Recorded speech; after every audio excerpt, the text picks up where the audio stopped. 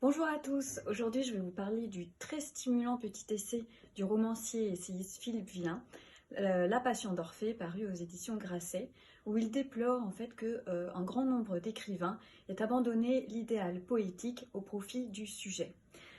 Il constate dans cet essai une prédominance des fictions du réel, ce qu'il appelle les fictions du réel, qui sont une sorte de littérature de témoignage offrant les grands récits du monde tel qu'il se vit, les événements, les situations, voire les grandes figures. Et en fait, c'est le problème de cette littérature de ne plus faire le choix de la langue, mais du sujet. En fait, c'est une littérature qui s'apparente au récit journalistique qui documente le monde. Alors, du coup, qu'est-ce qui fait littérature? Quelle est la différence entre cette littérature qui ressemble à des écrits journalistiques et la littérature avec un grand L?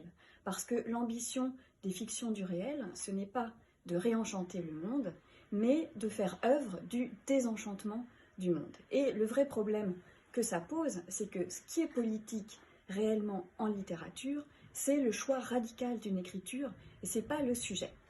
Alors cet essai a la conviction que aujourd'hui, peut-être plus encore qu'à d'autres époques, il faut pour les écrivains, mais aussi pour les éditeurs et pour les critiques, s'interroger sur son art et surtout s'y engager pour rendre sa puissance à la littérature, ne plus en faire une activité comme une autre, mais lui rendre son effet sur le monde. Et ça, c'est vraiment stimulant.